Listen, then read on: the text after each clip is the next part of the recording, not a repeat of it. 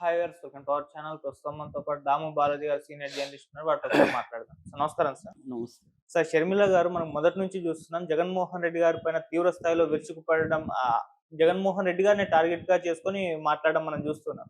ఇప్పుడు గవర్నర్ గారిని కలిసింది, అరెస్ట్ చేయాలి జగన్మోహన్ రెడ్డి గారిని అని చెప్పేసి ఆమె కోరుతుంది. ఎందుకు ఇప్పుడు అరెస్ట్ చేయాలని కోరుతున్నది? అసలు షర్మిల గారి ఉద్దేశం ఏంటి? ఈ ఏపీ రాజకీయాల్లో జగన్మోహన్ రెడ్డి గారిని ఏం చేద్దామని చూస్తుంది? మీ ఒపీనియన్ ఏంటి సార్ మొత్తం షర్మిల గారిని చూస్తే? షర్మిల నిన్న గవర్నర్ అబ్దుల్ నజీర్‌ని కలిసింది. కలిసి ఇలాగా జగన్ ఇట్లా అవినీతికి పాల్పడినట్టుగా అమెరికన్ ఏజెన్సీస్ నిరూపించాయి. సో, జగన్‌ని అరెస్ట్ చేయండి.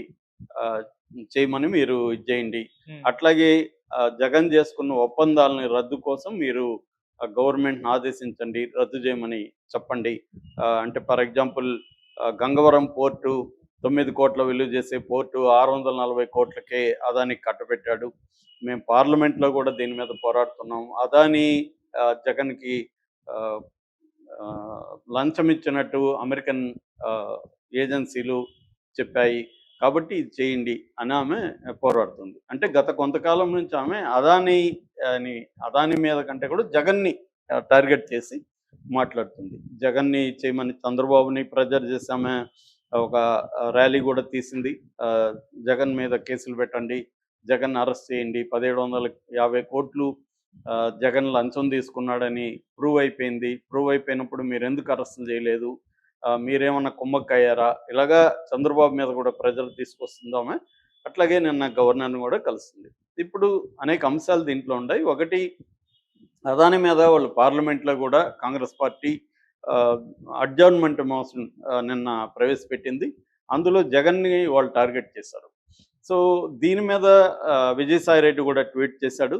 వీళ్ళు కేవలం ఇప్పుడు మొత్తంగా 4 స్టేట్లకి వాళ్ళు అంటే ఆంధ్రప్రదేశ్, తమిళనాడు, ఒరిస్సా, ఛత్తీస్‌గఢ్ 4 స్టేట్లు, ఒక కేంద్రపాలిత ప్రాంతం జమ్మూ కాశ్మీర్. కేంద్రపాలిత ప్రాంతం అంటే అది సెంట్రల్ గవర్నమెంట్ ఆధ్వర్యంలో నడుస్తుంది.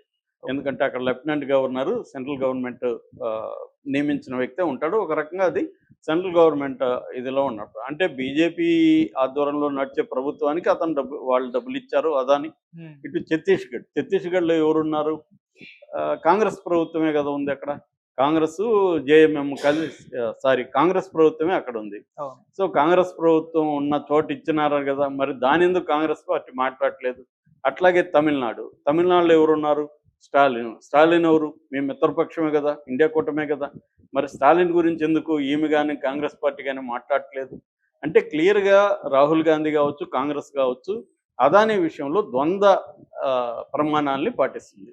వాళ్ళు జగన్ 1750 కోట్లు ఇచ్చామని చెప్పారనుకోండి, ఎవడు పేరు చెప్పలే. వాళ్ళు యాక్చువల్గా ఏంటంటే ఫారిన్ అఫీషియల్ నెంబర్ 1 అని ఆంధ్రప్రదేశ్ అని చెప్పారు. మామూలుగా అందరికీ తెలిసిందే. ఆంధ్రప్రదేశ్లో 2019 వరకు 19 నుంచి 23 వరకు ఎవరున్నారంటే ఈయనే. అది ఓకే. మరి వాళ్ళు జగన్ పేరు ఒకటే కదా చెప్పింది. ఈ రాష్ట్రాలు కూడా చెప్పారు కదా. ఈ రాష్ట్రాల్లో మరి 2 రాష్ట్రాల్లో కాంగ్రెస్ మిత్రపక్షాలు లేదా కాంగ్రెస్ పక్షం ఉన్నప్పుడు వాళ్ళు కూడా తీసుకున్నారు కదా. మరి దాని గురించి మీరేం మాట్లాడట్లేదు ఎందుకు? ఇదే షర్మిల మరి దాని గురించి కూడా మాట్లాడాలి కదా. అక్కడున్న సీఎంలను కూడా అరెస్టులు చేయాలని మాట్లాడలేదు కదా. అంటే క్లియర్గా ఆమె జగన్ మీద ఏ రకమైన ఛాన్స్ దొరికినా జగన్ని అరెస్ట్ చేయించాలని, జగన్ని నాశనం చేయాలని ఒక కంకణం కట్టుకున్నట్టు కనబడుతుంది. దీని మీద కాంగ్రెస్లోనే విమర్శలు వస్తున్నాయి. అంటే ఈమె కాంగ్రెస్ అజెండాను పక్కన పెట్టి, కాంగ్రెస్ అజెండా ఏంటి? ఎన్డీఏతో కాంగ్రెస్ పోరాడాలి. అది ఫెయిల్ అవుతూ ఉంది. ప్రతి రాష్ట్రంలో ఫెయిల్ అవుతూ ఉంది. మహారాష్ట్రలో ఫెయిల్ అయింది, హర్యానాలో ఫెయిల్ అయింది. వరుసగా ఫెయిల్ అవుతున్నా కూడా ఈమెకి బుద్ధి రాలేదా? రఘువీరారెడ్డి లాంటి వాళ్ళే విసుక్కుంటున్నారని చెప్తున్నారు. ఈమె ఒంటెత్తు పోకడా ఇదవుతుంది. ప్రజల్లోకి వెళ్ళడం మానేసి ఎంతసేపు వ్యక్తిగత అజెండాతోనే ముందుకెళ్తుంది. జగన్ను మాత్రమే టార్గెట్ చేస్తుంది తప్ప ప్రజల్లో దగ్గరికి వెళ్ళడం, పార్టీని నిర్మించడం ఇవన్నీ ఆమె చేయట్లేదు అనేది కాంగ్రెస్లోనే విమర్శలు వస్తున్నాయి. సో, దీనికి ఆమె సమాధానం చెప్పాల్సి ఉంది. ఎందుకంటే ఇక్కడ కూడా అదే జరుగుతుంది. తెలంగాణలో రేవంత్ రెడ్డి 100 కోట్లు అదాని దగ్గర తీసుకున్నాడు కదా. తీసుకొని ఇప్పుడు రిజెక్ట్ చేస్తున్నాడు. మరి ఫస్ట్ ఆఫ్ ఆల్ ఎందుకు తీసుకున్నట్టు? అదాని మీద ఎప్పటి నుంచో రాహుల్ గాంధీ అక్కడ పోరాటం చేస్తున్నాడు. మరి అదాని ఇచ్చే విరాళం తీసుకోకూడదు కదా! సరే ఈ బిడ్డింగ్ సంబంధించి మేము ఒక బిడ్డింగ్ ఇచ్చినప్పుడు ఎవరు తక్కువ పడితే వాళ్ళకి ఇస్తామని ఏదో సమర్థించుకుంటున్నారు రేవంత్. ఇది కానీ ఇక్కడ ఏందంటే ఇక్కడ ద్వంద్వ ప్రమాణాలు. కాంగ్రెస్‌ది కూడా క్లియర్‌గా ద్వంద్వ ప్రమాణమే. అదాని అయినా, అంబానీ అయినా రేపు వాళ్ళు అధికారంలోకి వచ్చినా వీళ్ళు అదానీని, అంబానీని ఏమీ చేయలేరు. ఎందుకంటే వాళ్ళు వీళ్ళకంటే పెద్ద శక్తి అదాని గాని, అంబానీ గాని. వాళ్ళు ఇప్పుడు ప్రపంచవ్యాప్తంగా విస్తరించిన ఒక బిజినెస్ కాంగ్లోమరేట్ సంస్థలవి. అటువంటి సంస్థల జోలికి వీళ్ళు ఎళ్ళే ధైర్యం కాంగ్రెస్‌కి ఉండదు. ఏ పార్టీకి కూడా ఉండదు. ఎందుకంటే ఇది మొత్తం అభివృద్ధి గాని, మొత్తం ఆర్థిక వ్యవస్థ వాళ్ళ మీద డిపెండ్ అయిపోయిన పరిస్థితిలో ఉంది. అంటే మోనోపాలిస్టిక్ కార్పొరేషన్స్ అంటారు. గుత్తాధిపత్యం మొత్తం వనరుల మీద, అన్నిటి మీద వాళ్ళకి గుత్తాధిపత్యం ఉన్నప్పుడు వాళ్ళని కాదని ఏ ప్రధానమంత్రి కూడా నిర్ణయాలు తీసుకునే పరిస్థితి లేదు. అది మోడీ అయినా, రేపు రాహుల్ అయినా. అంతకుముందు అదే ఆయన ఎవరు మన మన్మోహన్ సింగ్ ప్రభుత్వంలో, యూపీఏ ప్రభుత్వంలో ఏమన్నా తీసుకున్నారా? అప్పుడు కూడా అంబానీ ఏమనుకుంటే అది జరగలేదా? సో అసలు అంబానీ గ్రోత్ అయిందే కాంగ్రెస్ పీరియడ్‌లో గ్రో అయిందే.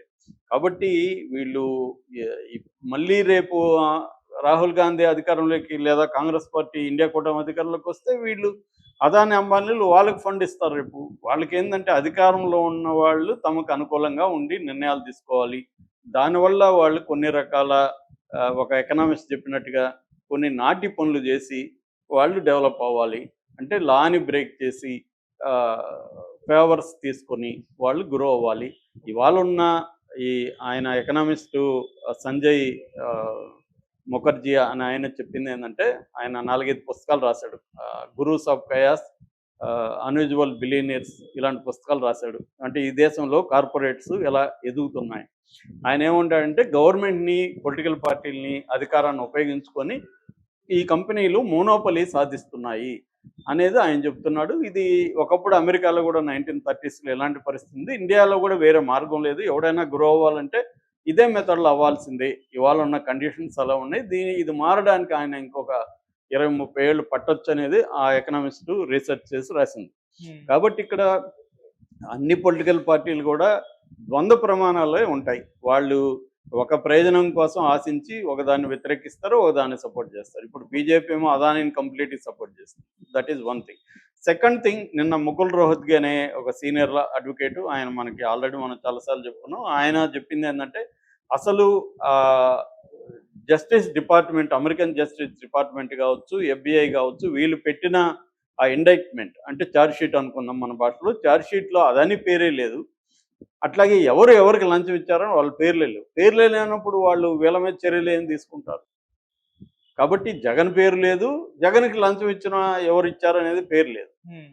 సో పేరే రాయనప్పుడు ఛార్జ్ షీట్‌లో వాళ్ళ మీద ఏం చర్యలు తీసుకుంటారని ఆయన అడుగుతున్నాడు. దీని మీద ఎలా స్పందించాలో కూడా నాకు తెలియట్లేదని ముకుల్ రోహత్గి అంటారు. ఇదంతా ఏందంటే టీ కప్‌లో తుఫాన్‌లాగా కొద్ది రోజులు ఇదో నడుస్తుంది. ఫైనల్‌గా ఏమీ జరగదు.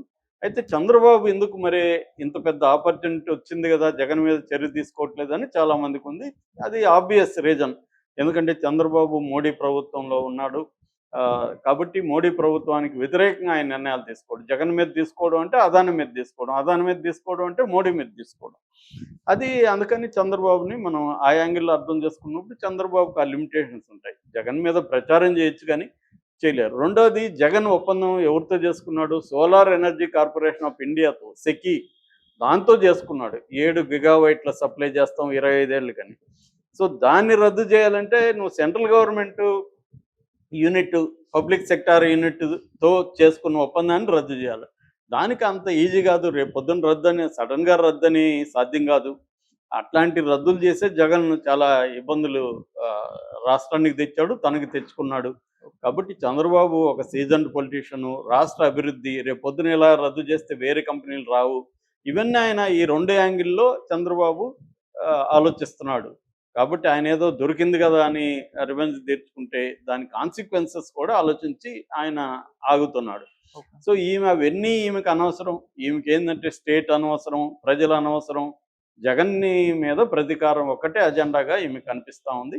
దీనివల్ల ఆమె భవిష్యత్తు అది చాలా మంది చెప్తారు, వాడు కూలిపోతూ వాడు మునిగిపోతూ ఇతరులను కూడా లాగేశాడు. అలాంటి క్యారెక్టర్ ఈమె కనిపిస్తుంది మనకి. ఉమ్. ఆమె మునిగిపోతూ కాంగ్రెస్ని కూడా ఉన్నదాన్ని కూడా లాగేసుకుంటుందని కాంగ్రెస్ వాళ్ళే విమర్శించే పరిస్థితి ఇవాళ ఉంది. Okay sir, thank you so much.